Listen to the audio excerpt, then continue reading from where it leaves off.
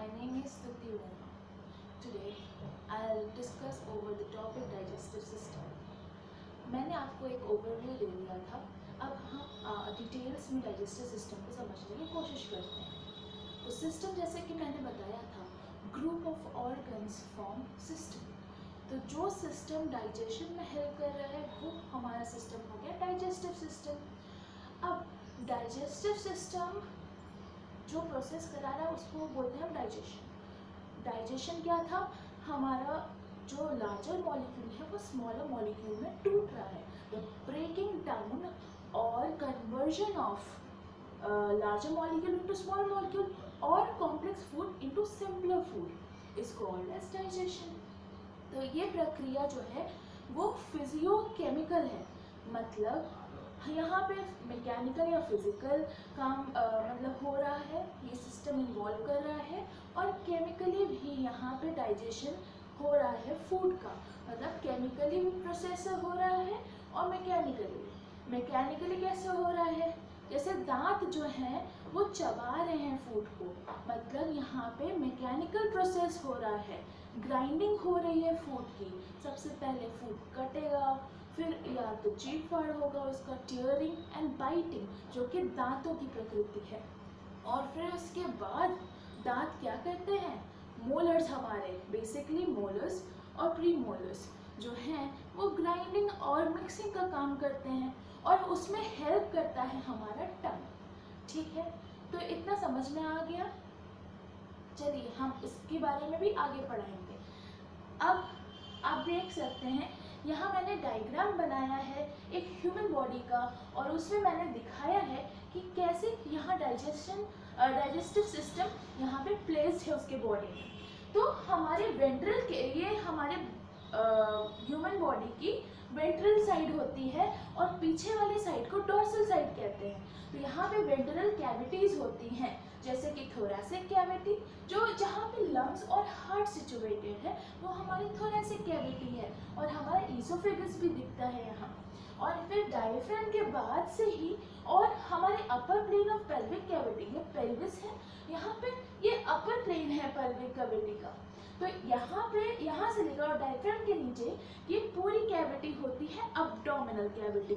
आपको पता है कि जितने भी वाइटल ऑर्गन्स हैं हमारे वो अब्डोमिनल कैविटी में प्लेस्ड हैं जो डाइजेशन में काम आते हैं.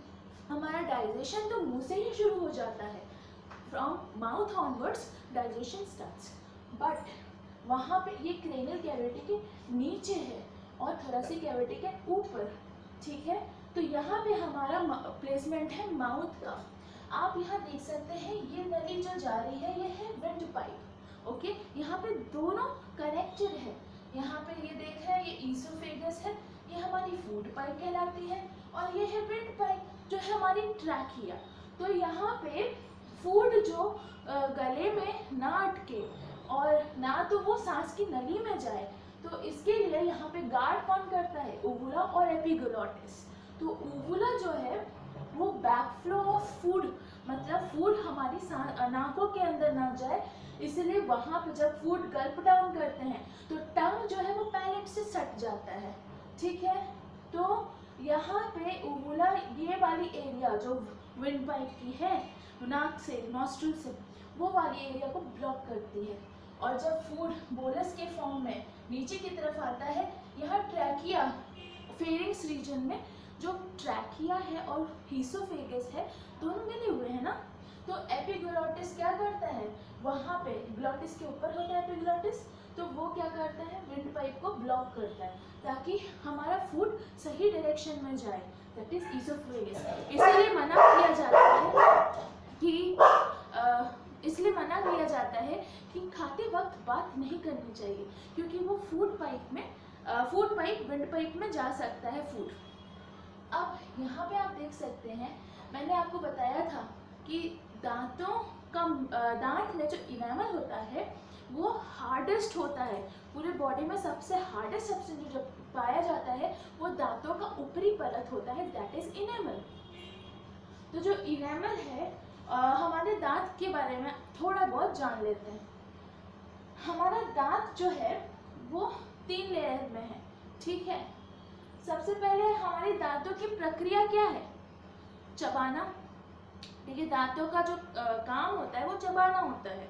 सिर्फ चबाना ही नहीं, दांत हमारे मुंह को एक शेप दे देता है, ठीक है। तो यहाँ पे आप देख सकते हैं कि जो टीथ है एडल्ट में वो 32 होते हैं और जो चाइल्ड में होता है वो 20 होता है। ये जरूरी नहीं कि एडल्ट में 32 के 32 दांत भी हो, 30 भी आ सकता है, लेकिन एक सर्टेन एज मतलब 20 या 21 साल के बाद से जो लास्ट मोलर्स आते हैं जिन्हें हम विजडम टूथ कहते हैं, अक्ल दांत, वो बेसिकली आता है। अक्ल दांत आने से अक्ल नहीं आती, लेकिन अक्ल दांत उसको इसलिए कहा जाता है क्योंकि वो 21 बाद के बाद मतलब हमारे 19 साल तक हमारी टीनेज होती है, 20 से हमारी एडोलेसेंट खत्म होके हम एडल्ट स्टेज में आ जाते हैं। तो 20 to 21 ऑनवर्ड्स जो हमारी दांतें हैं विजडम टूथ वो मतलब आने लगती हैं। तो किसी किसी में पूरी दांतें भी नहीं आती, तो किसी में 32 टीथ बेसिकली बहुत कम लोगों में पाया जाता है। विजडम टूथ को हम लोग स्लीपिंग टूथ भी कहते हैं क्योंकि उसके इरप्शन में बहुत मतलब दिक्कत भी होती है और हमें दर्द भी होता है, ठीक है, क्योंकि वो एक सर्टेन एज के बाद आ रही है और हमारे जो हमारा मसूड़ा है वो उस समय स्ट्रॉन्ग हो चुका होता है। तो यहाँ पे डेंटल फॉर्मूला पे थोड़ा नजर डालते हैं। यहाँ पे आप देख सकते हैं कि चिल्ड्रन में जो टीथ मिसिंग है वो होती है प्रीमोलर। हमारे पास 4 प्रकार के टीथ हैं। सबसे पहले जो आते हैं 4 ऊपर और नीचे, ऊपर वाले जॉ को हम मैक्सिला कहते हैं और नीचे वाले को मैंडिबल। तो जो ऊपर जो 4 दांतें हैं वो है हमारे सेंट्रल और लेटरल इंसाइजर्स। इंसाइजर बेसिकली ऐसे टाइप के टीथ होते हैं जो कटिंग के काम आते हैं। हम जब फूड को बाइट या कट करते हैं तो उसका काम हमारा इंसाइजर करता है, तो इंसाइजर होता है। दूसरा टाइप का टीथ होता है कैनाइन, जो कि हमारे आई के प्यूपिल के एकदम नीचे यहाँ पे पाया जाता है, तो इसीलिए इसको आई टीथ भी कहते हैं या कॉर्नर टीथ, या हमारे लिप्स के कॉर्नर पे है तो कॉर्नर टीथ, ठीक है। ये थोड़ा सा मतलब पैना होता है जिससे चीर फाड़ कर सकते हैं आसानी से। डॉग्स जितने भी एनिमल हैं जो कार्निवोर हैं उनमें ये वाली दांतें शार्प होती हैं, इसलिए वो आराम से मीट को या कोई भी चीज़ को चीर फाड़ कर सकते हैं। हमारे में इतनी शार्प नहीं है, वेजिटेरियन में तो ब्लंट हो जाती है। तो इसीलिए एक कैनाइन हमारा टीयरिंग के काम आता है। तीसरा टाइप का दांत है प्रीमोलर, जो कैनाइन के बाद और मोलर से पहले है। प्री मोलर नाम से ही पता चला मोलर के पहले है। तो प्री मोलर 2 होते हैं। ये दांतों में मतलब हमारे जो मुंह में दांत जो है क्वाड्रेंट वाइज है, पहला, दूसरा, तीसरा, चौथा। ये 4 क्वाड्रेंट में बांट दिया गया, जिसमें एक क्वाड्रेंट को यहाँ पे दिखा दिया गया पहले वाले जॉ के और दूसरे क्वाड्रेंट को दिखा दिया है नीचे वाले जॉ के, और उसको यहाँ पे 4 क्वाड्रेंट है जैसे आपको पता है, तो हमने इसको इंटू कर दिया 2 से, ठीक है। तो ये फॉर्मूला बन जाता है। ये फॉर्मूला बेसिकली काम नहीं आता, लेकिन हम जब शो करते हैं कितनी दांतें प्रेजेंट हैं तो हम ये फॉर्मूला ही यूज करते हैं डेंटल फॉर्मूला के रूप में। अब हम जब बात कर रहे हैं डेंटल फॉर्मूला की, तो हमने प्रीमोलर के बारे में जान लिया। अब मोलर हमारे बेसिकली 2 मोलर हैं पहले से, 20 एज के बाद तीसरा मोलर विजडम टूथ निकल गया, तो वो हमारे दांत अब 3 मोलर्स हर क्वाड्रेंट में आ गए, ठीक है। तो इसीलिए एडल्ट में जो डेंटल फॉर्मूला हमने बनाया 2 incisors from 1 quadrant, if you are considering 1 quadrant, अगर आप लेके चल रहे हैं 1 क्वाड्रेंट तो यहाँ से सेंट्रल लेटरल 2 हो गए इंसाइजर, तो यहाँ 2 लिख दिया। एक कैनाइन है 1 क्वाड्रेंट में, तो ये वाला है कैनाइन, तो यहाँ पे हमने 1 लिख दिया। 2 प्रीमोलर्स हैं, तो यहाँ पे हमारे 2 प्रीमोलर हैं जो कि चिक टीथ हैं, तो हमने वहाँ पे 2 प्रीमोलर लिख दिया। फिर हमारे आते हैं 3 मोलर, विजडम टूथ को भी कंसीडर कर रहे हैं एडल्ट में, तो 3 मोलर ये आइडियल कंडीशन है, ठीक है, आप आइडियली समझ रहे हैं इसको, तो 3 मोलर। अब नीचे वाले जॉ में इसीलिए हम डिवाइड का साइन, यहाँ डिवीजन नहीं हो रहा है, यहाँ पे हम ये शो करें कि क्वाड्रेंट, एक क्वाड्रेंट है और नीचे वाला जॉ है, तो इसीलिए हमने ये लाइन खींची है। फिर हम वही सेम जो गणना है 2 1 2 3 वो हम नीचे भी लिखेंगे। अब हम उसको क्या करेंगे, मल्टीप्लाई कर देंगे 2 से, क्योंकि आपको पता है आपके मुंह में 4 क्वाड्रेंट में आपने विभाजन किया है, डिवाइड किया है, ठीक है, जिसका अर्थ है कि 2 1 2 3 इंटू 2 मतलब 32 दांत। अगर एक क्वाड्रेंट में 2 + 1 मतलब 3 + 3 6 + 2 कितना हुआ 8, एक क्वाड्रेंट में 8 दांत हैं, तो उसको अगर आप देखा जाए 4 क्वाड्रेंट में तो कितने हो गए 32 दांत। तो ये हो गया हमारा एडल्ट का डेंटल फॉर्मूला। अब हमारे चिल्ड्रन में आइए, तो आपको बता दूं चाइल्ड का मुंह बहुत छोटा होता है और वो बेसिकली हमारे 2 सेट्स ऑफ टीथ आते हैं, 2 सेट्स ऑफ टीथ आते हैं। पहला तो आता है टेम्पररी, जिसको हम लोग मिल्क टीथ कहते हैं, बच्चों में दूध के दांत आते हैं जब वो बच्चे छोटे होते हैं। फिर उसके बाद उनके सबसे पहले दांत क्या आते हैं, इंसाइजर्स आते हैं, और फिर उसके बाद उनका दूसरा सेट आता है दांतों का जो कि परमानेंट होता है। उसके बाद अगर आप निकाल दें दांत को तो उसके बाद कोई दांत नहीं आता है। इसीलिए ह्यूमन बीइंग में डाइफायोडोंट बोला जाता है। डाइफायोडोंट मतलब 2 set of teeth, 2 set of teeth आते हैं उनको पूरे लाइफ टाइम में, इसलिए डाइफायोडोंट। और अनेक प्रकार के मतलब इंसाइजर, कैनाइन, प्रीमोलर, मोलर, तो there are types, various types of teeth no in our mouth. So इस वजह से अगर अलग अलग प्रकार के टूथ हैं, इसलिए यहाँ पे हेटेरो, हेटेरो का मतलब होता है डिफरेंट, सो हेटेरो, और डोंट का मतलब होता है हमारा ओडोंट, ओडोंटो मतलब होता है दांत, तो इसलिए हेटेरोडोंट का मतलब होता है कि अलग अलग प्रकार के दांत हमारे मुंह के अंदर प्रेजेंट है।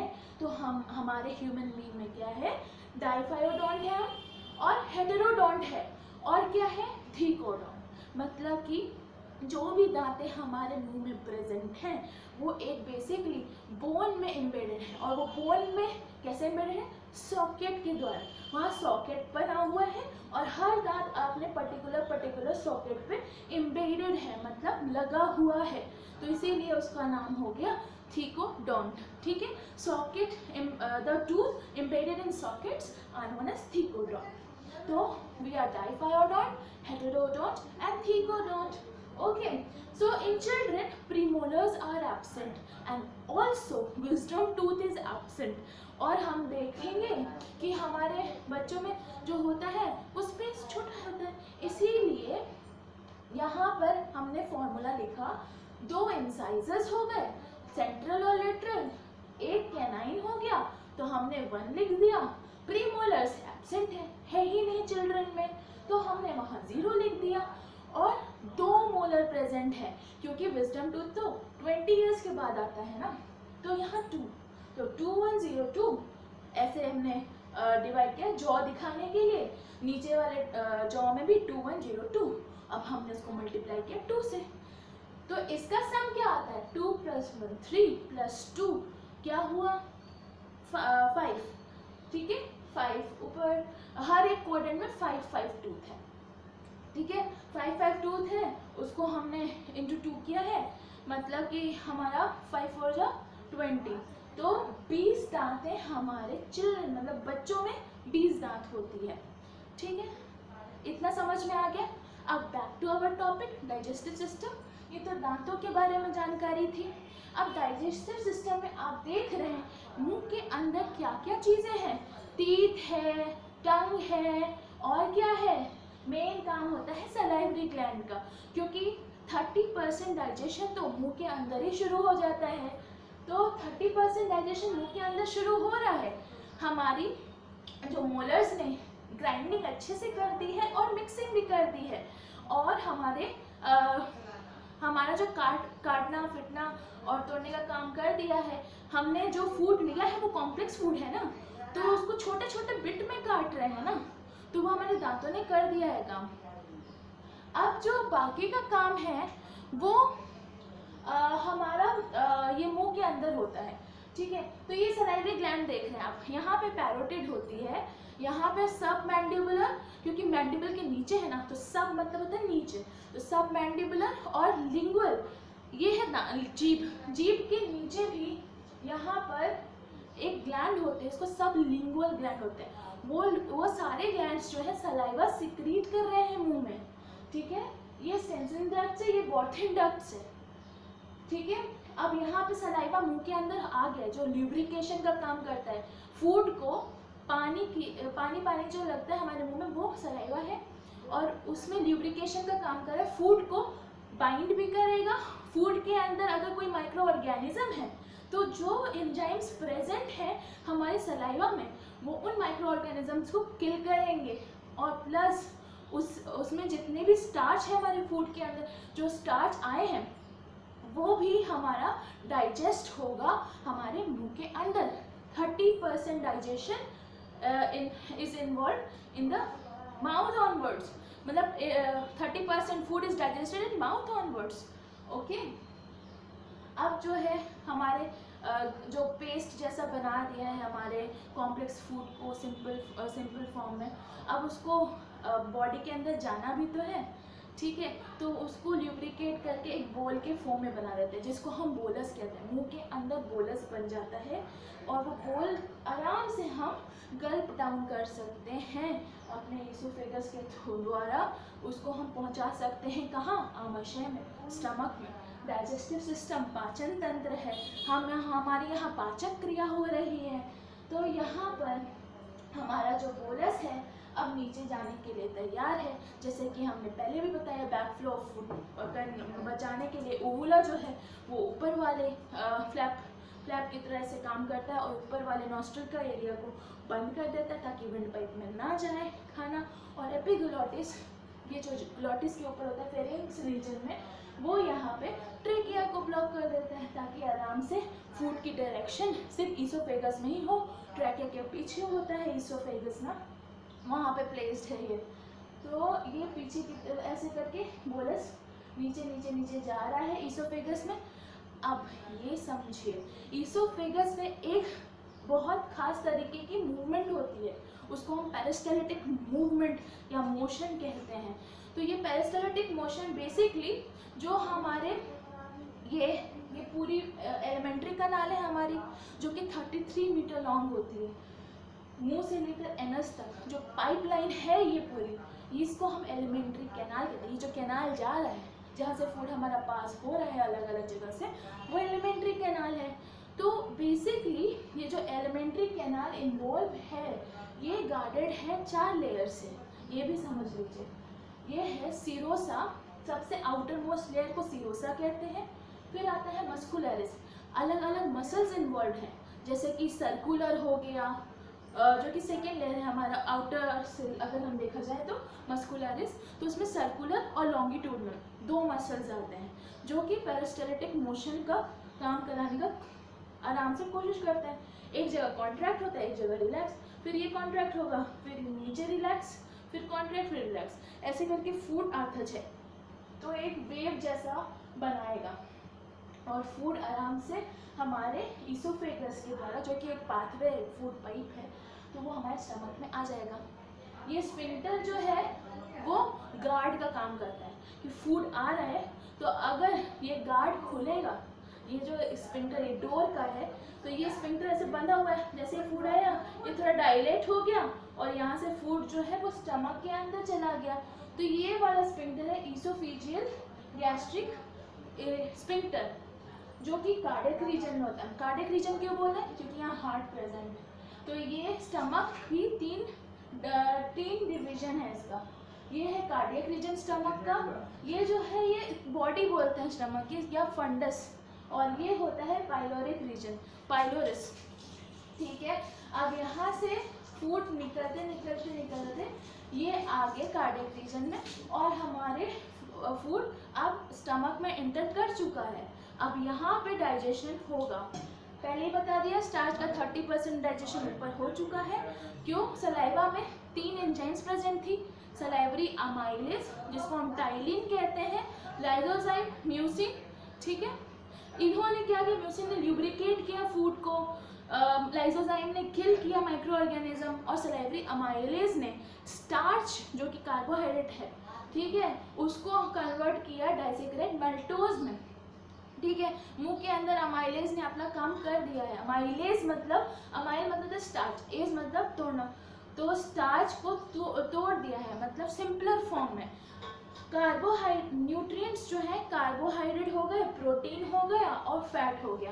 तो कार्बोहाइड्रेट टूट के जो कि एक कॉम्प्लेक्स स्ट्रक्चर है वो टूट के ग्लूकोज में बन गया, फॉर्म हो गया, और ग्लूकोज आराम से हमारी बॉडी अच्छे से अब्जॉर्ब कर सकती है और एसिमिलेट कर सकती है, ठीक है।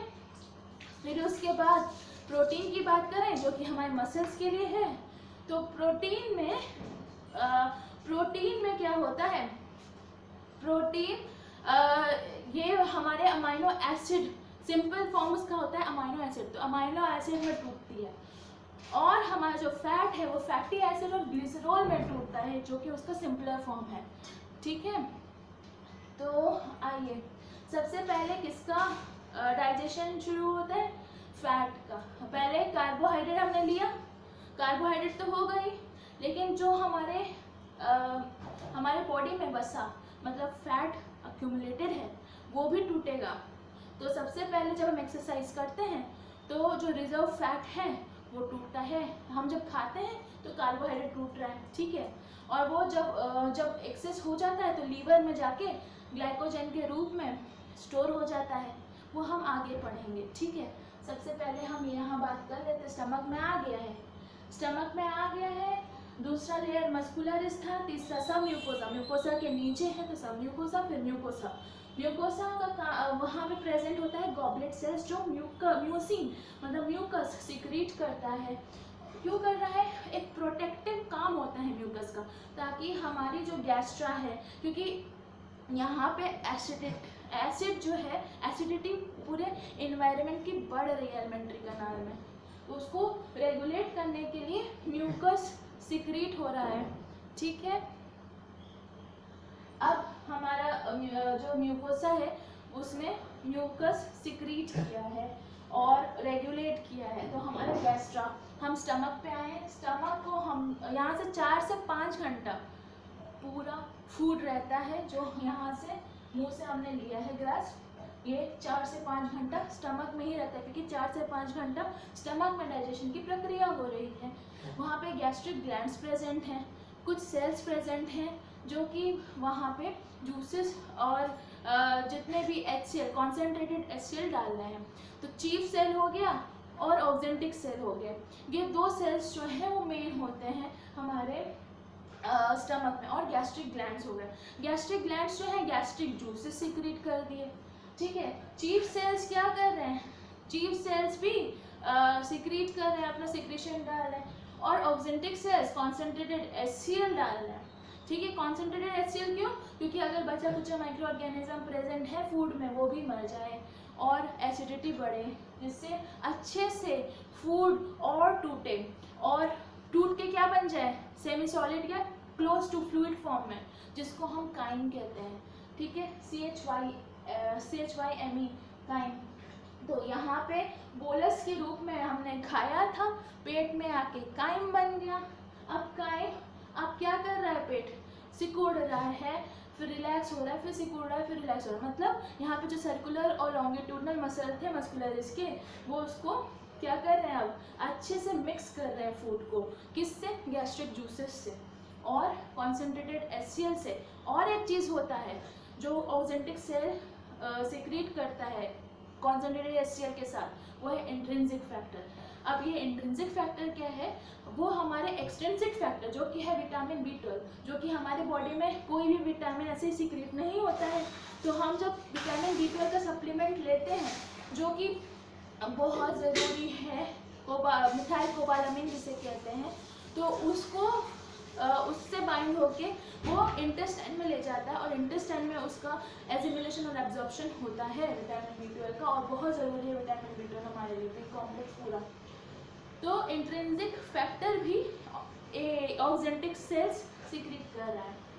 अब क्या हो रहा है, यहाँ पे सारी प्रक्रिया हो गई है। अब फूड पाइलोरस की तरफ जा चुका है। यहाँ पे स्फिंक्टर होता है क्योंकि गार्ड रखना ज़रूरी है। गार्ड अगर लूज हो गया तो हमारा खाना ऐसे ही बह जाएगा, तो इसीलिए ना तो एब्जॉर्ब होगा ना एसिमिलेट होगा। जैसे हमने स्टेजेस पढ़े थे, क्या क्या स्टेजेस थे? 5 स्टेजेस थे ना। इंजेशन, इनटेक ऑफ फूड, हमने फूड खाया। दूसरा क्या था? डाइजेशन, डाइजेशन की प्रक्रिया शुरू हो गई मुंह से ही, तो मुंह से पेट में सब डाइजेशन हो रहा है ना। अब जब इंटेस्टाइन तक जाते जाते हमारा तीसरा प्रोसेस एब्जॉर्प्शन शुरू हो जाता है। एब्जॉर्प्शन स्टेज में क्या होता है? जितना भी न्यूट्रिएंट हमने खाया है, कार्बोहाइड्रेट, फैट, प्रोटीन, ये सब एब्जॉर्ब होने लगा, बॉडी एब्जॉर्ब कर रहा है उसको। तो कहाँ पे एब्जॉर्ब हो रहा है? इंटेस्टाइन में, स्मॉल लार्ज दोनों। लार्ज में क्या होता है? वाटर, वो हम आगे पढ़ेंगे। फिर एसिमिलेशन, अब ये जो एब्जॉर्ब होकर न्यूट्रिएंट कहाँ जा रहा है? ब्लड में जा रहा है, तो उसको एसिमिलेशन प्रोसेस कहते हैं। और लास्ट में जो बाई प्रोडक्ट बचा उसको हम बाहर निकालते हैं, निकाशित, आउटटेक, तो उसको इजेशन कहते हैं। तो वो 5वां स्टेज है डाइजेशन का। ठीक है, चलिए बैक टू द टॉपिक। अब ये पाइलोरस पे आ गया, पाइलोरिक रीजन में। अब यहाँ पे पाइलोरस के पास होता है ड्यूडेनम, यू शेप। ठीक है, वहाँ पे 2 डक्ट खुलते हैं। वो 2 डक्ट बहुत इंपॉर्टेंट है। लीवर हमारा ग्लैंड है, एक्सोक्राइन ग्लैंड, और सबसे लार्जेस्ट ग्लैंड है। और ये क्या है? ये पैंक्रियाटिक ग्लैंड है। ठीक है, ये एक्सोक्राइन एंडोक्राइन दोनों होता है। एक्सोक्राइन का मतलब बताया था मैंने कि जिसमें डक्ट होता है, और एंडोक्राइन जिसमें डक्ट नहीं होते, डक्टलेस होता है। ठीक है, तो हम एक्सोक्राइन और एंडोक्राइन ग्लैंड बोल रहे थे। एक्सोक्राइन वो ग्लैंड होता है जो डक्ट के थ्रू अपने हार्मोन्स या अपने एंजाइम्स या सिक्रीशंस ब्लड में देता है, मतलब डालते हैं, और इनडायरेक्टली। और एंडोक्राइन वो होता है जो डक्टलेस ग्लैंड्स होते हैं, जो अपने सिक्रीशंस जो है वो डायरेक्टली पोर कर सकते हैं ब्लड में। ठीक है, इतना समझ में आ गया। तो यहाँ पे जो ग्लैंड्स इन्वॉल्व हैं वो है लीवर, जो कि लार्जेस्ट ग्लैंड, एक्सोक्राइन ग्लैंड है। और एंडोक्राइन ग्लैंड में हमारा आता है पेनक्रियास।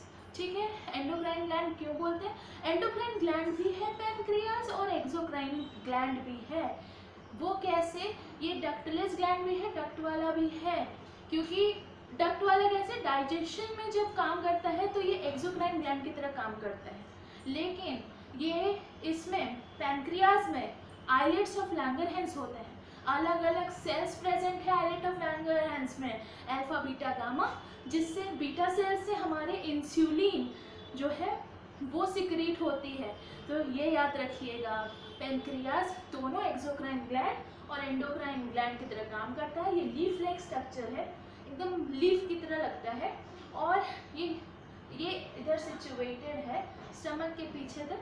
ठीक है, और नीचे ड्यूडेनम के पास और लीवर के नीचे। ठीक है, यहाँ भी है पैनक्रियास है। ड्यूडेनम में लीवर से जो आ रहा है सिक्रीशन और जो पैनक्रियास का सिक्रीशन है, दोनों ड्यूडेनम में जाके फूड से मिलता है। आधा से ज़्यादा जो प्रक्रिया है डाइजेशन की वो स्टमक में हो चुकी है। 4 से 5 घंटे तो रह रहे हैं ना। मैंने आपको बताया था गैस्ट्रिक ग्लैंड्स होते हैं जो गैस्ट्रिक जूसेस सिक्रीट कर रहे हैं, प्लस वहाँ पे चीफ सेल स्टमक में, और एक और सेल है ऑक्जेंटिक सेल। ये 2 सेल्स प्रेजेंट हैं। चीफ सेल जो है वो पेप्सिनोजेन नाम का एंजाइम जो है वो सिक्रीट कर रहा है, और जो हमारा ऑक्जेंटिक सेल है वो कॉन्सेंट्रेटेड एचसीएल, वो इतना ज़्यादा एसिडिक है कि वो आपके सेल्स को, स्किन के सेल्स को इंजर्ड कर सकता है। तो इसीलिए तब इस वातावरण को मॉडरेट करने के लिए म्यूकस जो लेयर है वो म्यूसिन या म्यूकस सिक्रीट करता है, वो न्यूट्रलाइज करने की कोशिश करता रहता है। ठीक है, तो ऑक्जेंटिक सेल्स कॉन्सेंट्रेटेड एचसीएल के साथ साथ इंट्रिंसिक फैक्टर भी सिक्रीट करता है, जो मैंने आपको बताया था विटामिन B12 के एब्जॉर्प्शन के लिए ज़रूरी है। विटामिन B12 एक एक्सट्रिंसिक फैक्टर है, तो उसके लिए इंट्रिंसिक फैक्टर ज़रूरी है, जो हमारा बाद में इंटेस्टाइन में जाके अब्जॉर्प्शन और एसिमिलेशन कराता है विटामिन B12 का। स्टमक की बात कर रहे थे, तो उसमें मैं बता दूं जो पेप्सिनोजेन है वो इनएक्टिव फॉर्म में है, उसको एक्टिवेट करने वाला कॉन्सेंट्रेटेड HCl है। जैसे ही वो पेप्सिनोजेन कॉन्सेंट्रेटेड HCl के कांटेक्ट में आता है तो पेप्सिन रिलीज करता है। पेप्सिन फूड के डाइजेशन में काम आता है हमारे गैस्ट्रम में, मतलब स्टमक में, आमाशय में। अब हमारी जो काइम है, जो बन चुका है सेमी सॉलिड फॉर्म में काइम, वो आगे बढ़ के ड्यूडेनम तक पहुंचता है। अब यहाँ पे आप देख लीजिए, मैंने यहाँ डायग्राम बनाया है स्टमक का। स्टमक एक मस्कुलर सैक है, आप यहाँ देख सकते हैं। यहाँ से ये इसोफेगस वाला था फूड पाइप, और यहाँ जो है पाइलोरिक रीजन में जो है स्टमक के, यहाँ से ड्यूडेनम शुरू हो जाता है। ड्यूडेनम यू शेप का होता है। फिर उसके बाद दूसरा पड़ा होता है जेजुनम का, जो है जे शेप का। लेकिन ये एक ही पाइप है, रीजन अलग अलग है, इसलिए नाम अलग अलग है। ड्यूडेनम हो गया, फिर जे शेप का जेजुनम हो गया, और फिर स्मॉल इंटेस्टाइन का दूसरा नाम इलियम है। 6 मीटर लंबा होता है इंटेस्टाइन। ये छोटे से कैविटी में अपने आप को एडजस्ट करने के लिए लार्ज इंटेस्टाइन, स्मॉल इंटेस्टाइन सब सिकुड़े होते हैं, कॉन्वोल्यूटेड होते हैं, तो वो ऐसे दिखते हैं। इतना लंबा सा स्ट्रक्चर इतने कम जगह में एडजस्ट कैसे होता है? ये ऐसे ही होता है। वैसे हमारा ब्रेन में भी क्रेनियल कैविटी भी इतनी छोटी सी है, हमारा ब्रेन बहुत बड़ा होता है, जिस 1.5 किलो का होता है हमारा ब्रेन, तो वो उसको इतना कंप्रेस करके एक छोटे से कंपार्टमेंट रखा जाता है, इसीलिए वहाँ पे गायरीज बनती है, सल्कस बनता है। वैसे ही यहाँ पे इतनी ज़्यादा कन्वोल्यूटेड होती है हमारे इंटेस्टाइन इतने छोटे जगह पे एडजस्ट करने के लिए, इसीलिए बहुत ज़्यादा जटिल है, बहुत ज़्यादा कन्वोल्यूटेड है। ठीक है, तो यहाँ ड्यूडेनम में हमारा लीवर जो है, लीवर हमारा लार्जेस्ट ग्लैंड, तो ये सिक्रीट कर रहा है बाइल। सिर्फ बाइल ही नहीं, अब देखिए लीवर जो है कोई भी चीज़ सिक्रीट कर रहा है तो वो है बाइल। बाइल में बिलीवर्डिन, बिलीरुबिन नाम के 2 पिगमेंट्स होते हैं जो येलो कलर देता है। ठीक है, बिलीरुबिन, बिलीवर्डिन, और यहाँ पे ही ब्लड का कॉन्जुगेशन भी होता है। ठीक है, अगर ब्लड का कॉन्जुगेशन ना हो और ब्लड में बाइल की मात्रा या बिलीरुबिन, बिलीवर्डिन की मात्रा बढ़ जाती है तो हम उस पर्टिकुलर डिसऑर्डर को जॉन्डिस कहते हैं, तो वो इसके डिसऑर्डर में आएगा। ठीक है, लेकिन लीवर के बिना कोई भी चीज़ संभव नहीं, मतलब कोई डाइजेशन संभव नहीं है, क्योंकि लीवर मेन ऑर्गन है, हमारा वाइटल ऑर्गन है। ठीक है, अब लीवर में हम लोग को बोला जाता है कि लीवर के 2 लोब हैं, लेकिन ये भी जान लीजिए लीवर 2 लोब्स में कटा बटा नहीं है, इसके 2 लोब ज़रूर हैं, लेकिन ये जो है ना, ये फॉल्स लोब है। ठीक है, ये ग्लाइसिन कैप्सूल से पूरा ऐसे करके कवर्ड है। हमारा पूरा एलिमेंट्री कनाल पेरिटोनियम नाम के कवर से कवर्ड है। पेरिटोनियम, पेरी मतलब पूरा, टोनियम पूरा एक ऐसा कवर जो एलिमेंट्री कनाल को कवर करे, वो है टेटोनियम। ठीक है, वैसे ही हमारे लीवर को ग्लाइसिन कैप्सूल जो है वो पूरा कवर कर रहा है।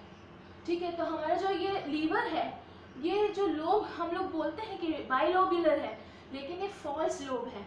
ये जो हमें 2 स्ट्रक्चर से कटे हुए दिखते हैं, लेकिन कटा हुआ नहीं है हमारा लीवर, एक पूरा साबुत, एक पूरा लीवर, एक पूरा एक ऑर्गन है ये ऑर्गन हमारा, और ये हमारा फॉल्स लोब है। उसका जो स्ट्रक्चरल फंक्शनल यूनिट है लीवर का, उसको हम हिपैटिक लोब्यूल कहते हैं। तो हिपैटिक लोब्यूल से वहीं पे बनता है हमारा बाइल एंड ऑल। लीवर में बाइल, कोलेस्ट्रॉल, बाइकार्बोनेट, ये सब चीज़ें बनती हैं जो कि यहाँ पे सिक्रीट होती हैं। हमारे गैस्ट्रिक जूसेस यहाँ पे मिल चुके हैं, और हमारा कॉन्सेंट्रेटेड HCl और इंट्रिंसिक फैक्टर और पेप्सिनोजेन यहाँ पे रिलीज हो चुका है। कॉन्सेंट्रेटेड HCl के कांटेक्ट में आके पेप्सिनोजेन पेप्सिन बना चुका है। यहाँ पे आधा से ज़्यादा डाइजेशन हो चुका है 4 से 5 घंटे के अंदर। ड्यूडेनम में जब आते वहाँ पे पैनक्रियाज और हमारे हिपैटिक रीजन, मतलब हमारा लीवर के रीजन से बाइल सिक्रीट होता है, और यहाँ से पैनक्रेटिक जूसेस सिक्रीट होती हैं। एक कॉमन डक्ट बन जाता है। इस कॉमन डक्ट को यहाँ पे जो ओरिफिस है, जो ड्यूडेनम में खुलता है, ओरिफिस मतलब होल, जो इनके सिक्रीशंस को उस फूड में जो ड्यूडेनम में आ चुका है उसमें डाल रहा है, वो रेगुलेट होता है एक स्फिंक्टर से। उस स्फिंक्टर का नाम होता है स्फिंक्टर ऑफ ओडाई। ठीक है, स्फिंक्टर ऑफ ओडाई रेगुलेट करता है जो भी सिक्रेशन लीवर से आ रहा है और पेनक्रियास से आ रहा है, और वहाँ पे जो सिक्रीशन मिक्स हो रहा है जो सेमी डाइजेस्टेड फूड है उसमें, उसको बोलते हैं स्फिंक्टर ऑफ ओडाई। और यहाँ पे पेनक्रियास में याद रखिएगा बाइल में कोई भी एंजाइम नहीं होता है, सिर्फ बाइल में दो पिगमेंट होते हैं, बिलिवर्बिन बिलीरुबिन, और बाइल का मेन फंक्शन होता है इमल्सिफिकेशन ऑफ फैट, मतलब फैट को एक बड़े से फैट के ग्लोब्यूल को छोटे छोटे फैट के ग्लोब्यूल में, स्मॉल ग्लोब्यूल्स में तोड़ना, वो उसका काम होता है बाइल का। ठीक है, बाइल का काम ये होता है गैस्ट्रिक। एक और आपको फैक्ट देती हूँ कि जो मिल्क सकलिंग बच्चे होते हैं, इन्फेंट्स होते हैं जो, तो उनमें जो बेबीज होते हैं उनमें एक और तरीके का एंजाइम सीक्रेट होता है जिसको हम रेनिन कहते हैं,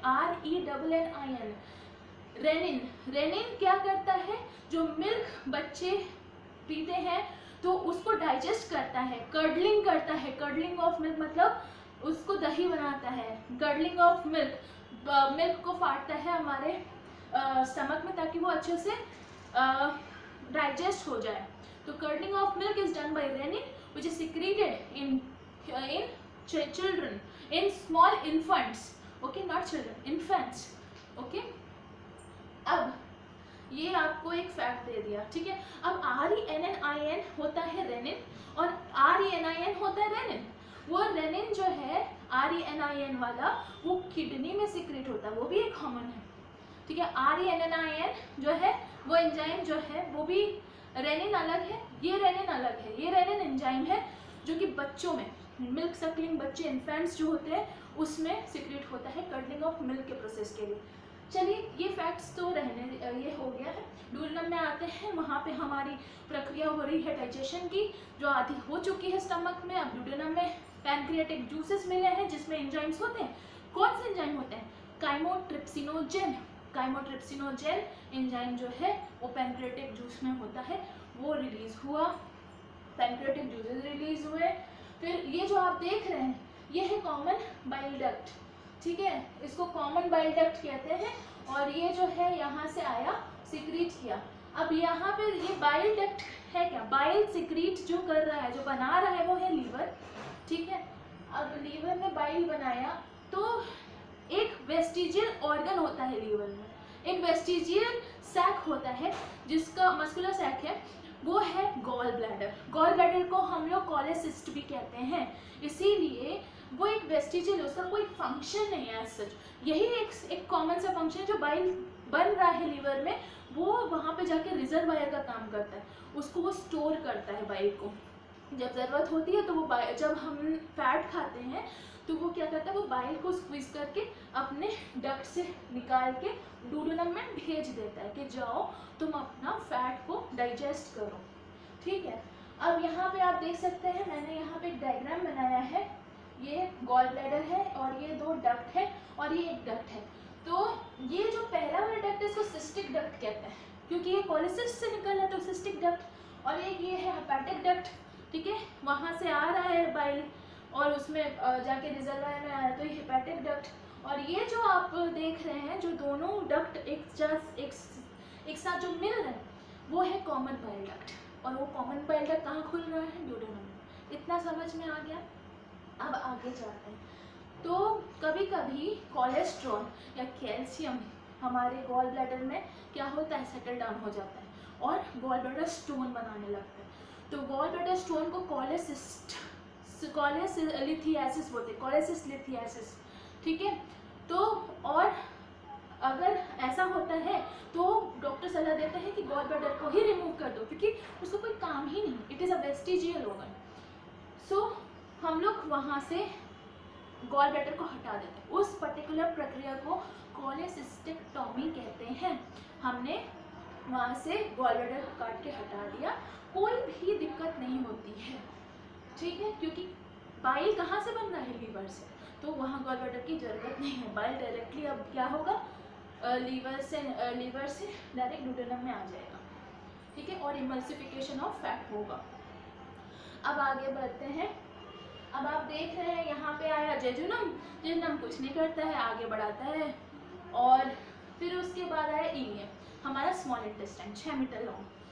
अब हमारा जो ये स्मॉल इंटेस्टाइन है इसका बहुत मेन रोल है एब्जॉर्प्शन में और एसिमिलेशन।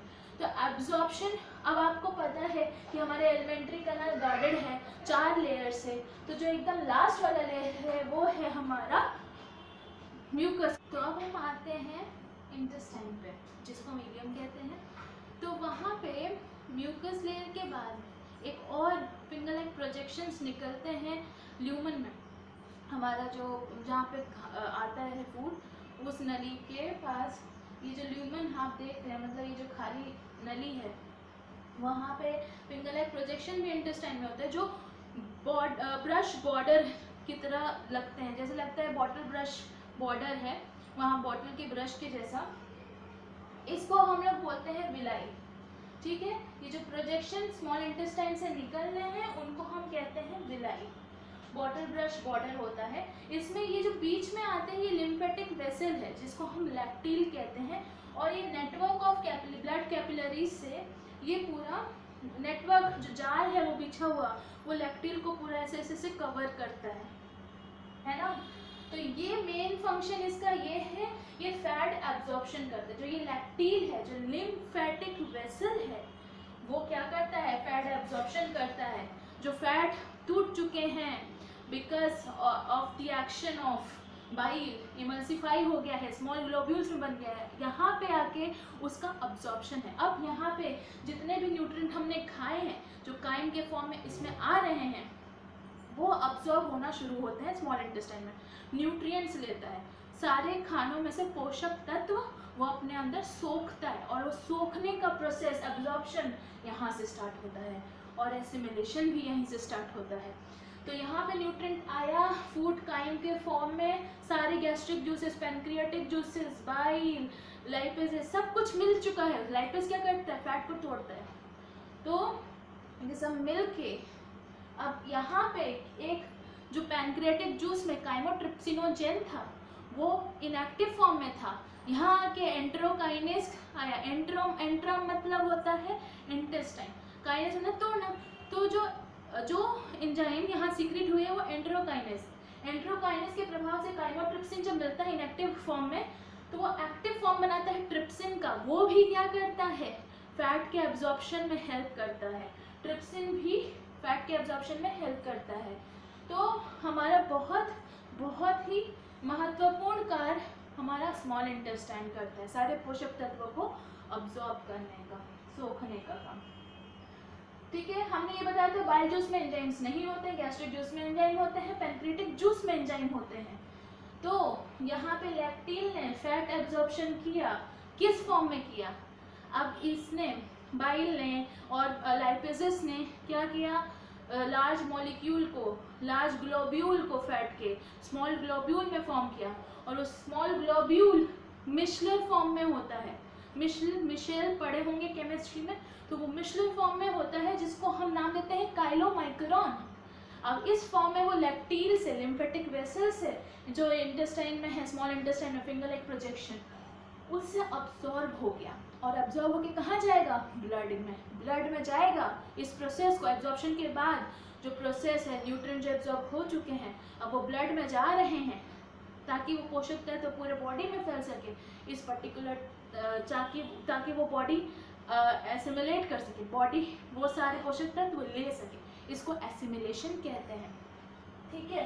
तो यहाँ पे इंटेस्टाइन में पूरा फूड जो है काइम के फॉर्म में और काइलोमाइक्रोन के फॉर्म में फैट यहाँ पे घूम रहा है, न्यूट्रिएंट और एब्जॉर्ब हो रहा है, सारे न्यूट्रिएंट्स जा रहे हैं। कैपिलरी के फॉर्म में मिनरल्स, विटामिन जो आप ले रहे हैं वो जा रहे हैं वाटर सॉल्युबल, लेकिन फैट वाटर सॉल्युबल नहीं है, वो है फैट क्या है, फ्लैट जो है वो टिश्यूज, एडिपोज टिश्यूज में जाके इकट्ठा होता है, और जो एक्स्ट्रा वाला फैट, और फैट जो डाइजेस्ट हो सकता है वो लैक्टिल के थ्रू अब्जॉर्ब हो जाता है और ब्लड में चला जाता है, ठीक है, वो जा रहा है। दो फैट होते हैं ना, गुड फैट बैड फैट, मतलब गुड फैट्स जो होते हैं ओमेगा एसिड वाले फैट्स, ठीक है, जैसे बादाम में मिलता है, अखरोट में मिलता है, तो सारी चीज़ें। अमाइनो एसिड भी होते हैं इसेंशियल, नॉन इसेंशियल, ठीक है। अमीनो एसिड जो प्रोटीन को तोड़ के बनता है, पेप्टाइड्स और ये सब, ठीक है। पेप्टाइड्स और पेप्टोन्स में, प्रोटीएजेस, पेप्टोन्स, ये सब में बनता है वो आगे जाके। अब ये प्रोसेस यहाँ पे इंटेस्टाइन, यहाँ पे स्मॉल इंटेस्टाइन खत्म हो जाता है। अब जहाँ पे स्मॉल इंटेस्टाइन खत्म हो रहा है और लार्ज इंटेस्टाइन का शुरुआत हो रहा है, उस जगह को नाम देते हैं सीकम। जहाँ पे लार्ज इंटेस्टाइन का स्टार्टिंग पॉइंट है, बिगिनिंग हो रहा है, ये सी शेप का है और इसको नाम दे दिए हम सीकम। यहाँ पे आ गया हमारा वो प्रोडक्ट जो कि अब ज़्यादा उसमें कोई न्यूट्रिएंट नहीं रहा है और हम अब खींच नहीं सकता इंटेस्टाइन, स्मॉल इंटेस्टाइन, तो वो हमारा प्रोडक्ट बाई प्रोडक्ट कहलाता है, जिसको हमको डिफिकेट करना है। अब बाई प्रोडक्ट में भी वाटर है, वाटर में यहाँ इंटेस्टाइन में वाटर एब्जॉर्ब नहीं हुआ है, बाकी का अब्जॉर्प्शन करेगा हमारा लार्ज इंटेस्टाइन। और लार्ज इंटेस्टाइन मेनली किसका अब्जॉर्प्शन करता है? वाटर का अब्जॉर्प्शन करता है। लार्ज इंटेस्टाइन में यहाँ पे ये जो आप देख रहे हैं छोटा सा एक वर्म की तरह, एक केचुए की तरह निकला हुआ है, इसका नाम है वर्मीफॉर्म अपेंडिक्स। यहाँ पे हमारे पूर्वज में जो वेस्टिजियल ऑर्गन्स थे, जैसे हमारा पिना है, हमारा विजडम टूथ है, हमारा गॉल ब्लैडर है और अपेंडिक्स का काम उनमें होता था। हमारे लिए ये जरूरी नहीं है। अब अपेंडिक्स जो वेस्टिजियल ऑर्गन है, अब वर्मीफॉर्म अपेंडिक्स, इसका नाम है वर्मीफॉर्म अपेंडिक्स, ऐसे फिंगर की तरह ऐसे निकला था वोम की तरह। तो यहाँ पे अपेंडिक्स का काम नहीं होता है, तो इसका कोई काम नहीं है। इसीलिए जो लोगों में इन्फ्लेमेशन हो जाता है अपेंडिक्स का और खाना जाके जमने लगता है अपेंडिक्स में, तो उसमें अपेंडिक्सेक्टोमी होता है। अपेंडिक्स को काट के हटा दिया जाता है। ये भी वेस्टिजियल ऑर्गन है, नॉन फंक्शनल, ठीक है। अच्छा, ये सब बात छोड़िए। अब स्मॉल इंटेस्टाइन से लार्ज इंटेस्टाइन में हमारा फूड जा रहा है और ये जो हम देख रहे हैं ये कोलोन है। हमारा लार्ज इंटेस्टाइन का दूसरा नाम कोलोन है, स्मॉल इंटेस्टाइन का नाम इलियम है, ठीक है। तो यहाँ पे लार्ज इंटेस्टाइन का ये ऊपर की तरफ जा रहा है, मतलब जैसे हम सीढ़ी चढ़ते हैं ऊपर, मतलब असेंडिंग, तो ये असेंडिंग कोलोन है।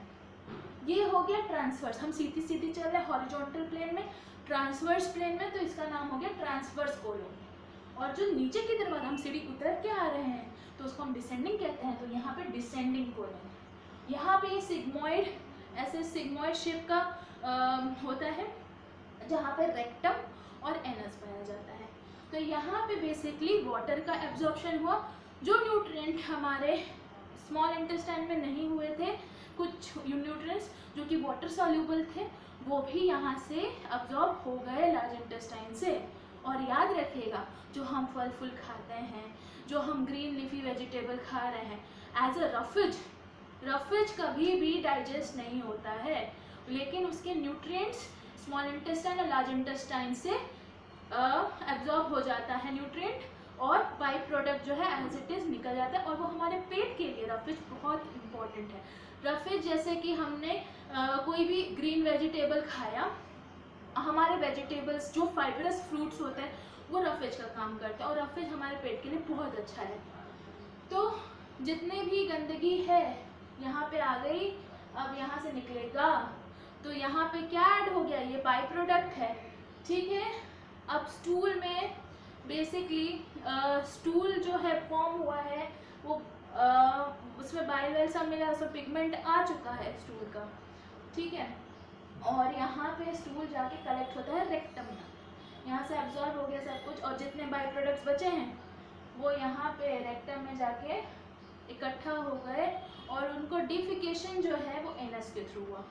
डिफिकेशन वहाँ पे भी स्फिंक्टर होता है, हर चीज़ स्फिंक्टर से ही रेगुलेट हो रही है, ताकि नल खुले बंद हो, जैसे नल को बंद करते हैं वैसे ही यहाँ पे स्फिंक्टर भी बंद करने का काम करता है, ताकि बैक फ्लो या फ्रंट फ्लो ना हो यहाँ पे। एनस से हम डिफिकेशन कर दिए, जितने भी बाई प्रोडक्ट्स हैं, जितनी गंदगी है बॉडी की वो निकल गई। तो ये था पूरा का पूरा डाइजेस्टिव सिस्टम जो आज हमने डिस्कस किया। और ये सिंपल लैंग्वेज, इससे ज़्यादा सिंपल लैंग्वेज में नहीं आता है मुझे। थैंक यू सो मच, आपने मेरे पूरे लेक्चर को सुना। और ये बायोलॉजी एक बहुत इंटरेस्टिंग सब्जेक्ट है, full of exceptions and full of interesting facts. तो मेरे साथ जुड़े रहिएगा। Bye bye.